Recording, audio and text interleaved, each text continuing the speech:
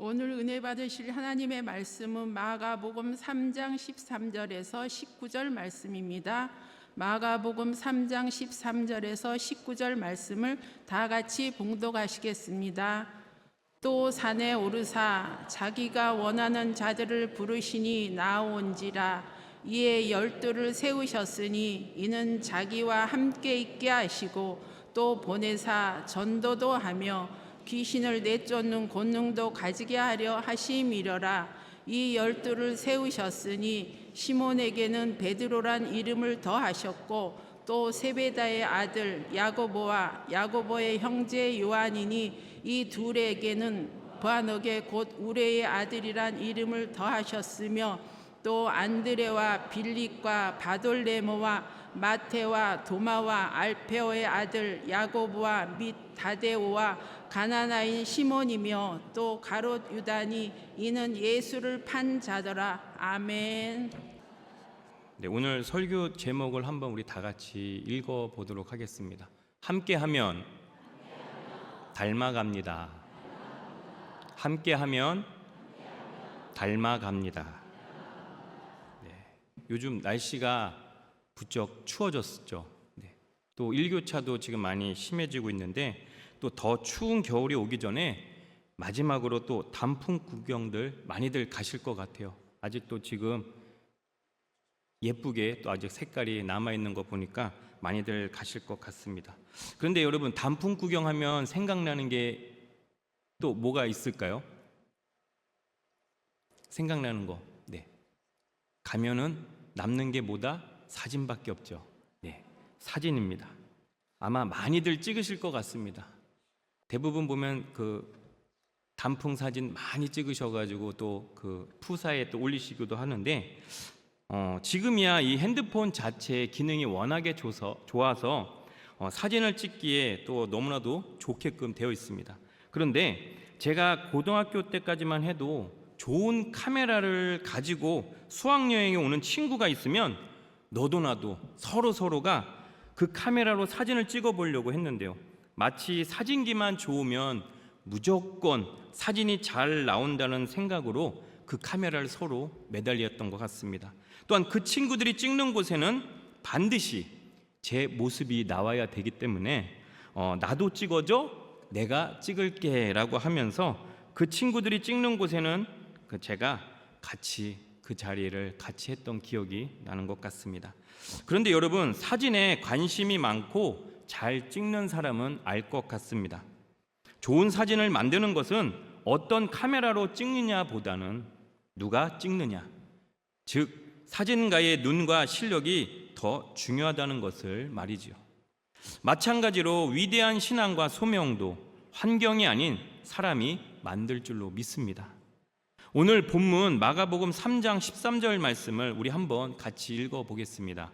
또 산에 오르사 자기가 원하는 자들을 부르시니 나아온지라. 아멘. 여러분, 오늘 이 본문은 예수님께서 제자들을 부르시는 것입니다.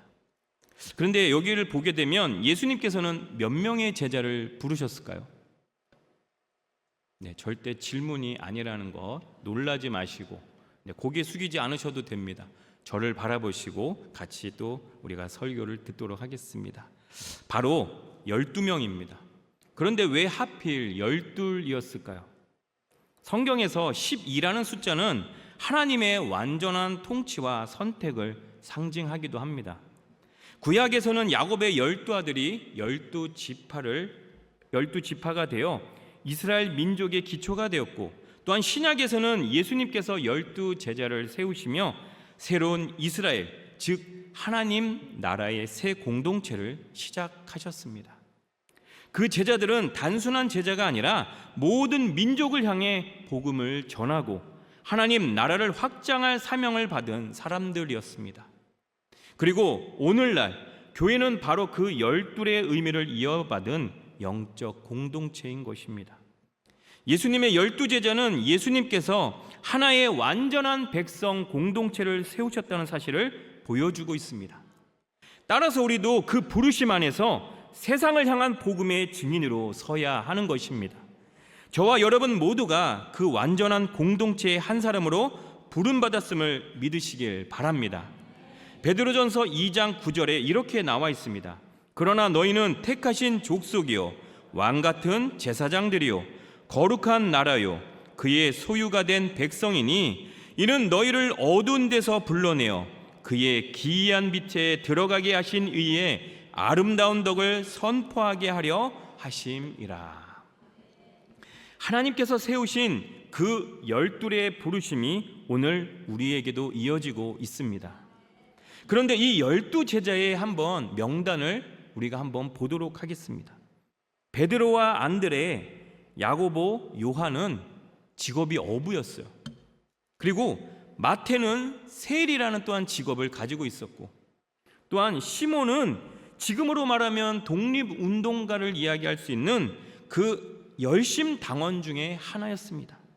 그 밖의 제자들의 직업은 자세하게 언급되어 있지는 않았지만 어부, 세리, 열심 당원이라는 직업만 보더라도 화려한 이력은커녕 오히려 서로 부딪힐 만한 사람들이었다는 것입니다.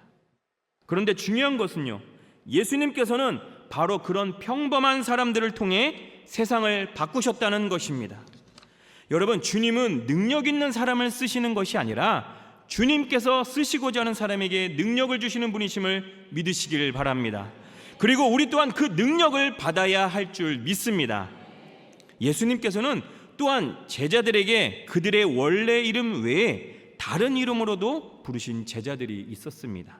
오늘 본문 마가복음 3장 16절에서 17절 말씀을 우리 한번 같이 읽어보겠습니다. 이 12를 세우셨으니 시몬에게는 베드로란 이름을 더하셨고 또 세베대의 아들 야고보와 야고보의 형제 요한이니 이 둘에게는 보아너게 곧 우레의 아들이란 이름을 더하셨으며. 아멘. 사실 시몬 베드로에게는 게바라는 또 다른 이름으로도 예수님께서 부르셨는데요. 게바는 아람어로 베드로이고 뜻은 바위 또는 돌, 반석을 뜻합니다. 즉 아람어로 바위가 게바이고 헬라어로 바위가 베드로이니 둘 다 같은 이름이라는 것입니다.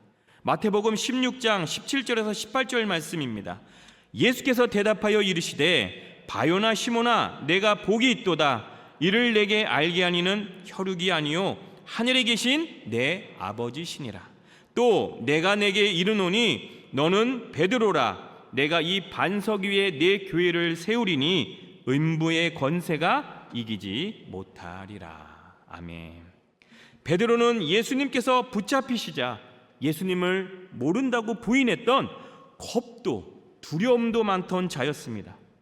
그럼에도 불구하고 예수님을 주로 시인하고 하나님께서 그를 통해 역사하시자 하루에 3,000명을 회개시킬 수 있었고 예수님의 이름으로 병자를 살렸으며 죽음까지도 두려워하지 않고 순교도 기꺼이 마다하지 않는 믿음의 사도가 된 것입니다.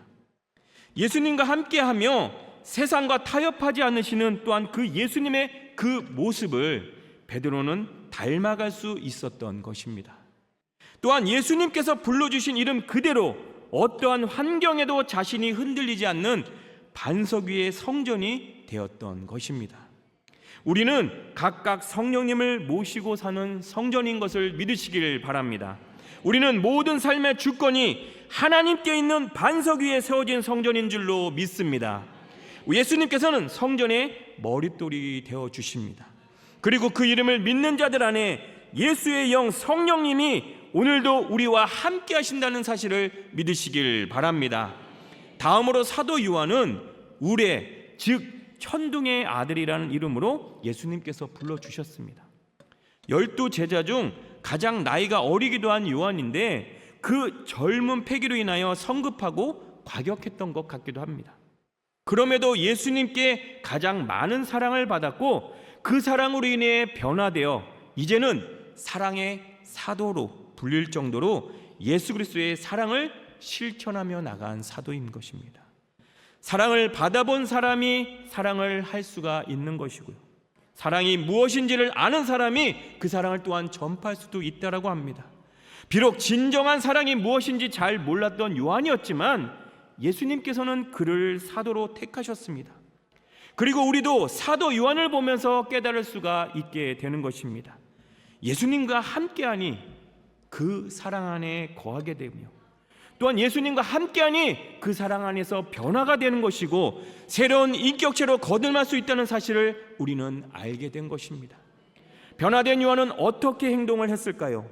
예수님께서 체포되신 후에 모든 제자들이 뿔뿔이 흩어졌을 때 요한은 제자 중에 가장 먼저 예수님께로 돌아온 사람이었습니다. 또한 베드로가 멀리 떨어져서 뒤따르고 있을 때 사도 요한은 앞장서 대제사장의 집들로 들어갔으며, 베드로가 예수님을 3번이나 부인하고 참회의 눈물을 흘리고 있을 때 사도 요한은 예수님께서 고난받으시는 그 현장을 직접 목격한 인물이었습니다. 무엇보다 12제자 중에 오직 요한만이 십자가에 못 박이신 예수님께서 마지막으로 남기신 말씀을 들은 유일한 제자였고 부활하신 예수를 만나게 된 것입니다. 여러분, 예수님과 함께하며 나아갈 때 우리의 아들이 이제는 참 사랑의 사도로 변화된 것을 믿으시길 바랍니다. 요한일서 4장 8절 말씀에 이렇게 나와 있습니다. 사랑하지 아니하는 자는 하나님을 알지 못하나니 이는 하나님은 사랑이심이라. 그리고 요한일서 4장 19절 말씀에 또한 이렇게 나와 있습니다. 우리가 사랑함은 그가 먼저 우리를 사랑하셨음이라. 우리가 사랑함은 그가 먼저 우리를 사랑하셨습니다. 여러분, 하나님이 우리를 먼저 사랑해 주셨기에 우리가 사랑할 수가 있게 되는 것입니다. 여러분, 우리의 변화는 우리 스스로 할 수 있는 것이 아닙니다. 십자가의 그 사랑과 그 구속의 은혜를 깨달았을 때 사도 요한처럼 우리도 변할 수가 있게 된다는 사실을 믿으시길 바랍니다. 사도 요한은 자신이 예수님께 그렇게 사랑을 많이 받아 사랑의 사도로 불리게 될 거라 생각하지 못했을 것입니다. 베드로 또한 자신이 초대교회에서 중요한 역할을 할 것이라고 생각하지 못했을 것입니다. 그렇습니다. 여러분, 주님께서는 아직 완성되지 않은 우리 안에서 가능성의 불씨를 보시고 우리를 택하여 주시고, 또한 우리를 변화시켜 주시며 우리에게 능력 주셔서 우리 한 사람 한 사람을 각자의 소명과 사역에 맞춰 쓰신다는 사실을 반드시 믿으시길 바랍니다. 그런데 여러분, 예수님의 12제자 중 똑같이 택함을 받았음에도 가룟 유다는 예수님을 팔았습니다. 오늘 본문 마가복음 3장 19절 말씀에 이렇게 나와 있습니다.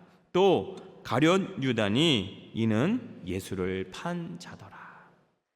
여러분, 예수님의 제자들이 모두가 다 성공만 했을까요?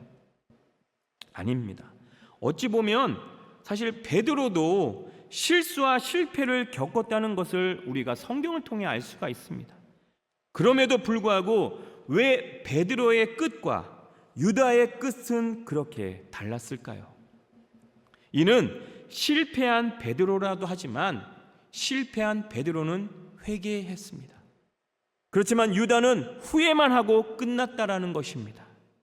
후회는 자책만으로 끝나고 그 잘못된 것을 다시 되풀이하는 것입니다.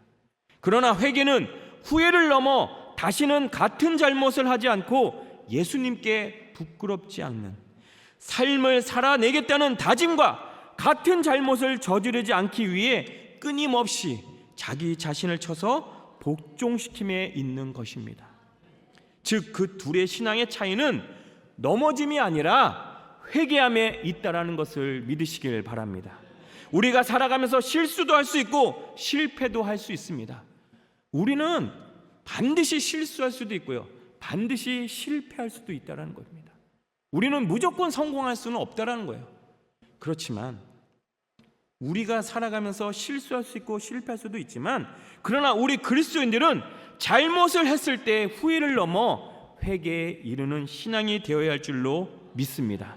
반드시 주님께 회개함으로 나아가시는 여러분들이 되시길 주님의 이름으로 축원드립니다. 여러분, 예수님께서는 12사도로 제자 삼으시기를 멈추신 것이 아닙니다. 12명의 제자를 삼으심으로 그냥 제자 삼으시기를 멈추신 게 아니에요. 예수님께서는 지금도 우리를 부르고 계신다는 사실을 믿으시길 바랍니다.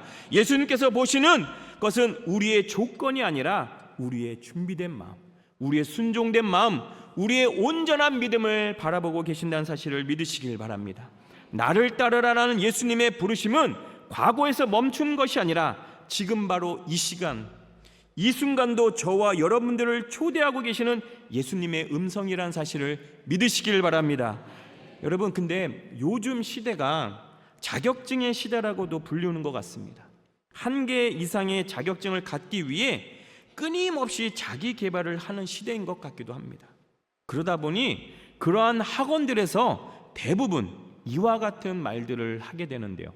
어떠한 말들이냐? 이 자격증을 취득함으로써 전문가로서 능력을 입증할 수 있게 되며, 이는 개인의 경력 발전뿐만 아니라 수준 향상에도 큰 도움이 됩니다. 자격증 취득 후에는 바로 취업이 가능합니다. 이런 문구를 통해서 이야기하는 걸 또 보게 됩니다. 그런데 여러분, 이 세상에서의 자격은 강의실 안에서 부여되고 바로 우리를 밖으로 내보내는 것입니다. 그런데요, 예수님께서는 제자들을 부르신 후 바로 사역 현장으로 내보내지 않으셨습니다. 예수님께서는 먼저 그들과 함께 하셨습니다. 오늘 본문 마가복음 3장 14절 말씀을 우리 한번 다 같이 읽어보겠습니다. 이에 12를 세우셨으니 이는 자기와 함께 있게 하시고 또 보내사 전도도 하며. 여러분, 예수님께서는 함께 있음을 소중하게 여기셨습니다. 예수님께서는 제자들과 함께 식사하시고 또한 함께 길을 걸어가셨으며 함께 하루하루를 제자들과 함께 모든 것을 공유했다라는 것입니다. 근데 사실 이걸 준비하면서 보니까 우리 강신호 담임 목사님도 저희 교육자들과 함께 같이 식사하시고 같이 함께 하시는 게 정말 예수님과 제자들 그 같이 하시는 것 같이 저희들을 대해 주시는 것 같습니다. 그런데 예수님께서는 제자들에게 있어서 강의실에서 가르치시고 자격을 부여해 주시는 것이 아니라 일상 속에서 삶으로 그들에게 먼저 보여주셨다는 거예요. 그들에게 그저 말로만 가르치시는 것이 아니라 예수님께서 먼저 그 행동을 하나하나 보여주셨다는 것입니다. 여러분, 예수님께서는 저희들에게 말씀만으로 지식으로만 나누시는 분이 아닌 삶을 나누어 주시는 분이심을 반드시 기억하시기 바랍니다. 오늘도 너희가 나와 함께 있으라 하시는 주님의 음성을 들으시는 여러분들이 되시길 주님의 이름으로 소망합니다. 그런데 제가 어떤 프로그램을 하나 본 적이 있습니다. 근데 그 프로그램에 외국인 2명이 나와서 인터뷰를 하는 프로그램이었어요. 그런데 그 외국인이 이제 미국 사람이었던 것 같아요. 그래서 그 사람들이 2명이 나와서 있는데 너무나도 웃긴 건 한국말을 너무 잘하는 거예요. 그런데 한국말을 하는데 어떻게 하냐?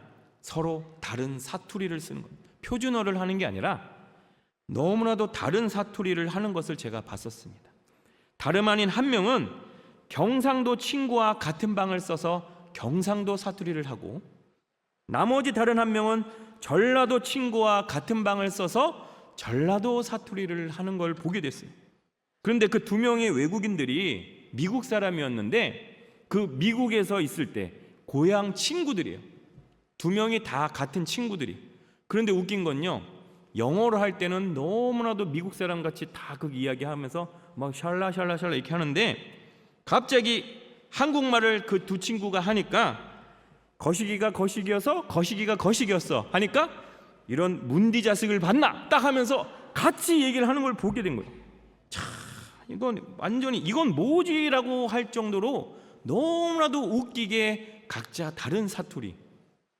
그러니까 어떻게 된 거냐면 한 명은 101호의 전라도 친구와 같은 방을 쓰고 한 명은 303호의 경상도 친구와 같은 방을 쓰다 보니까 계속해서 같이 지내다 보니까 함께 하다 보니 그렇게 말투가 변하게 된 거예요. 그러니까 보면요, 말투도 습관도 표정도 어떨 때는 말하지 않은데도 알아서 맞춰가지고 어떻게 알았지? 라고 하면서 놀랄 때도 있습니다. 여러분, 이런 거 있잖아요. 눈빛만 봐도 알 수 있잖아.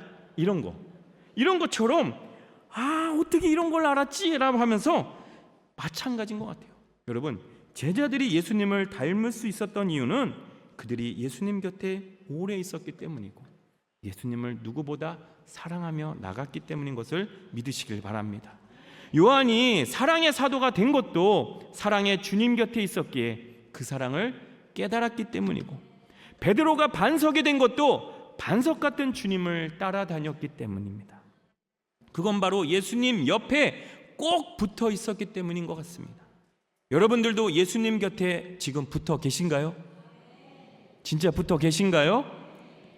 주님 곁에 영원토록 오래오래 계속 붙어 계셔서 예수님의 향기가 스며들어 날마다 닮아가시는 여러분들이 되시길 주님의 이름으로 축원드립니다.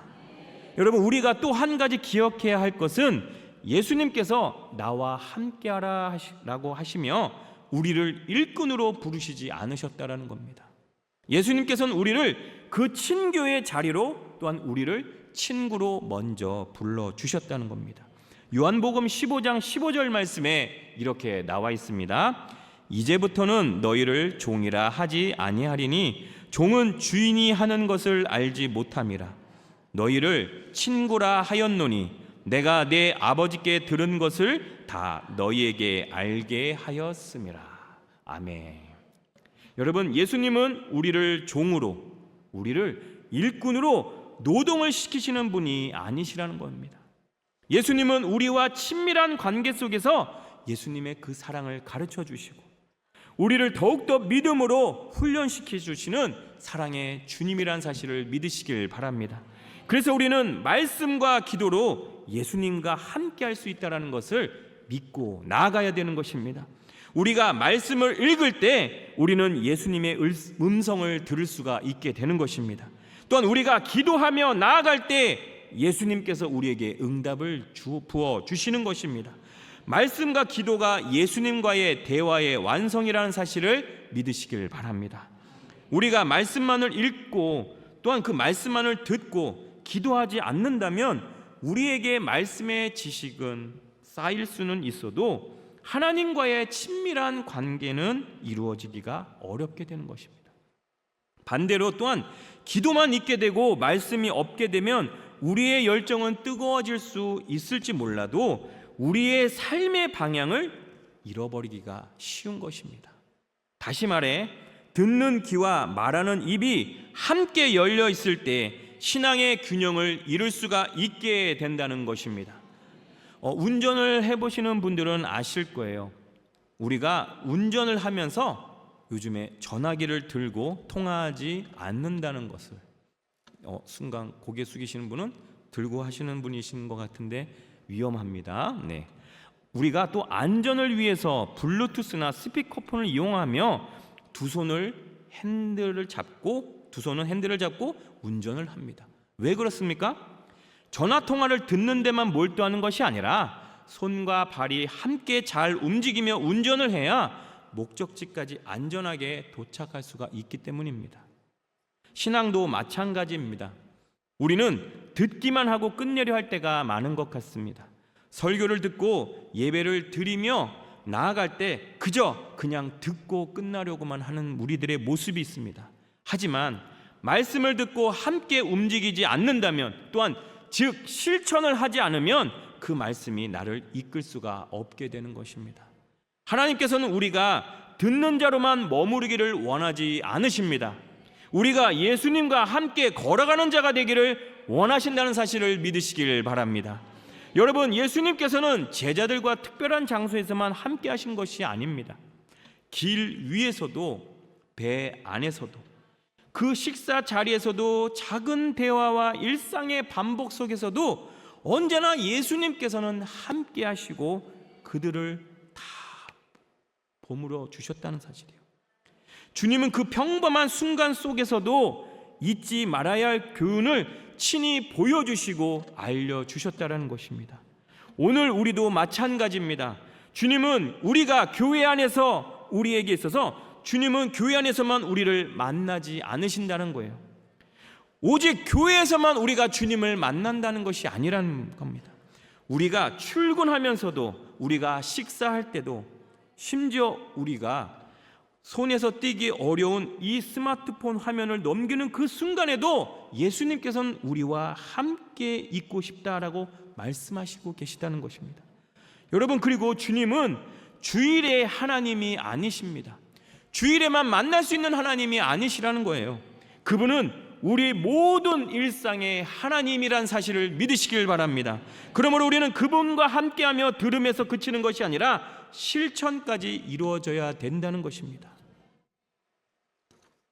한번 우리 다 같이 제가 이야기하는 것을 따라해 주시길 바랍니다. 먼저 첫 번째로 말씀을 듣는 귀, 두 번째로 기도로 반응하는 마음, 세 번째로 살아내는 손과 발. 이 세 가지가 함께 있을 때 비로소 우리는 그분의 온전한 제자가 될 줄로 믿습니다. 듣기만 하는 제자는 지식은 많지만 열매가 없습니다. 기도만 하는 제자는 열정은 뜨거울지 몰라도 믿음의 중심이 흔들릴 수가 있게 되는 것입니다.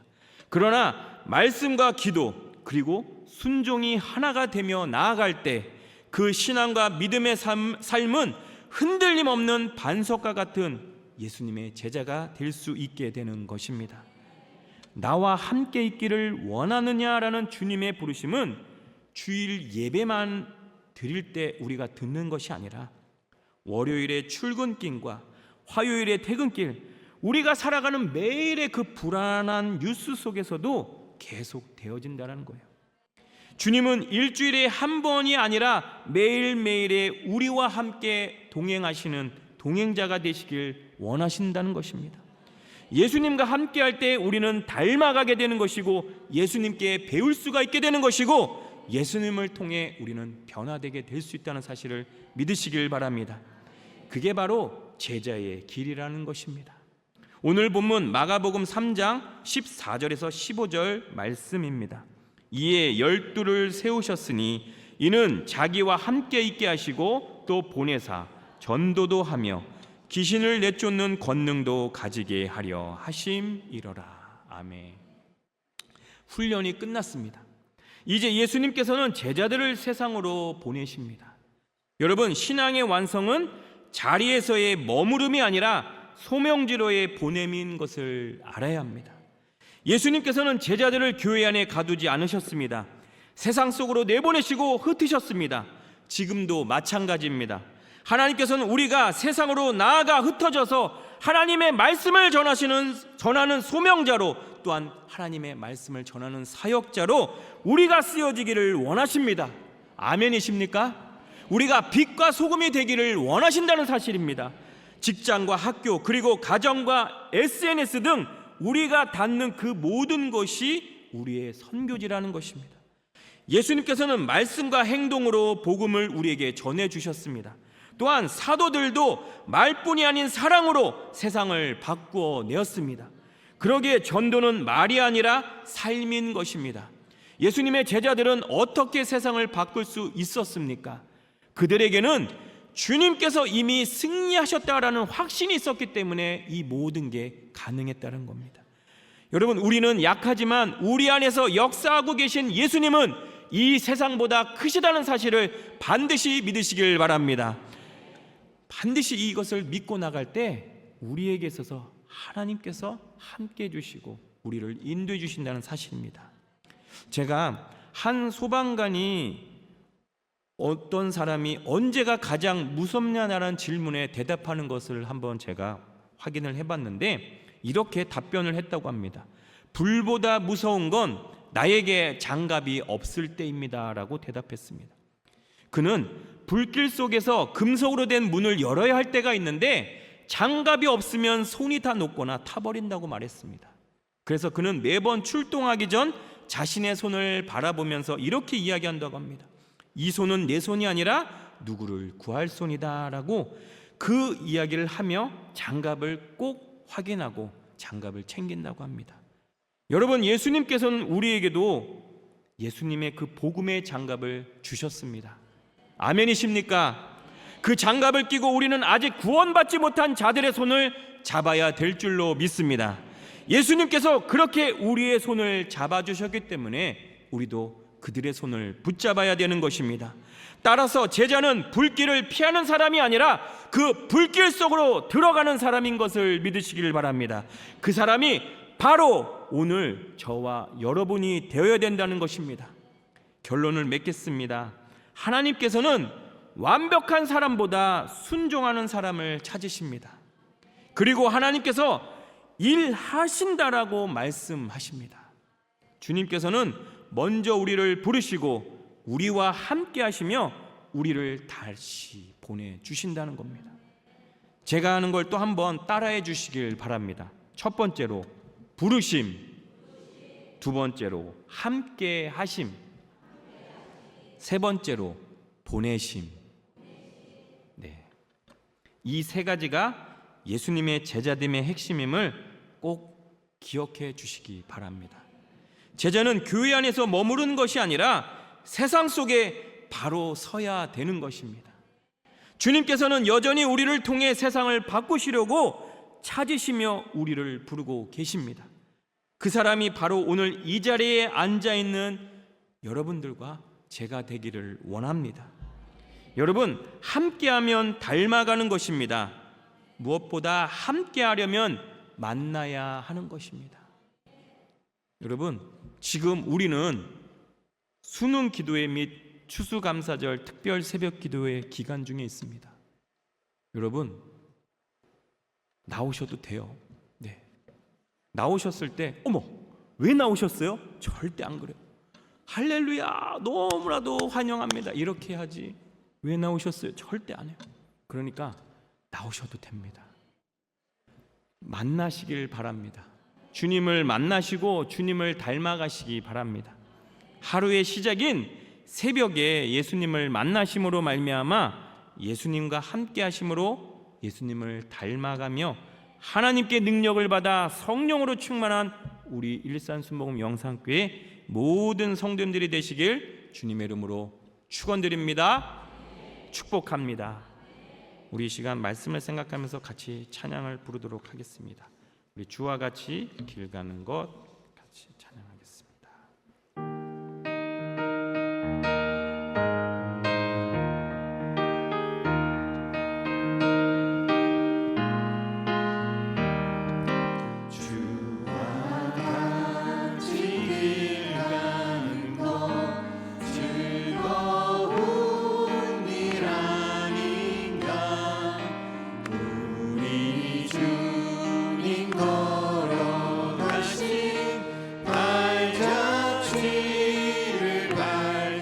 어린아이 같은 우리, 어린아이 같은 우리,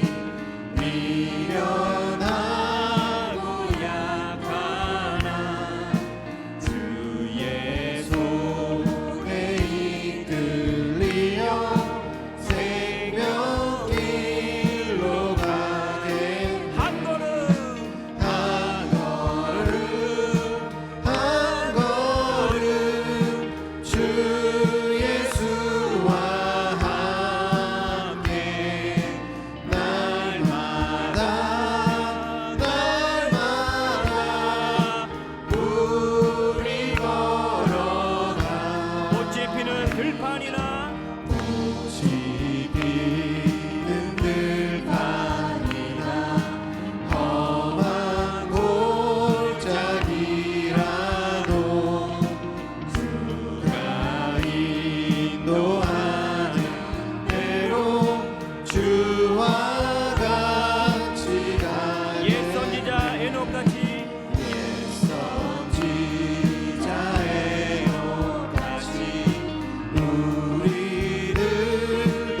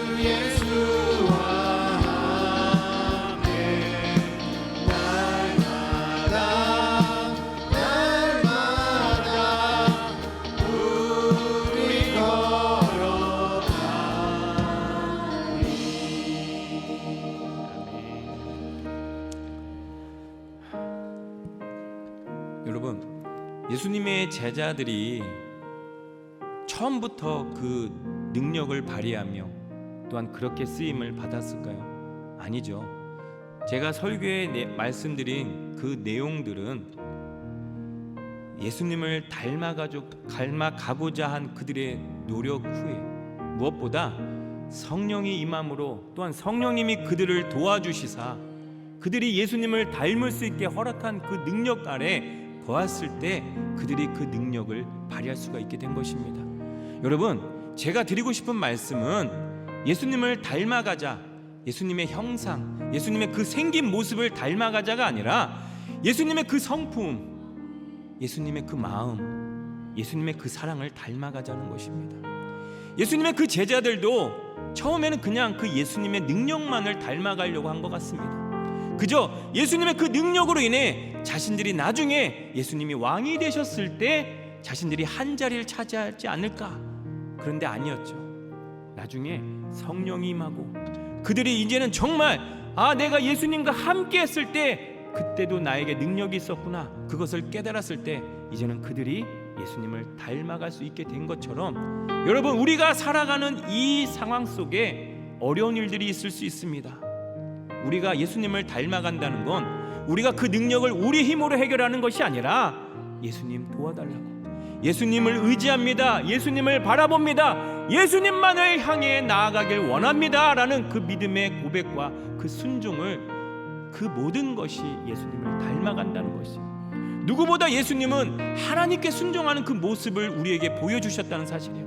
우리 또한 그 모습을 닮아가야 된다는 겁니다.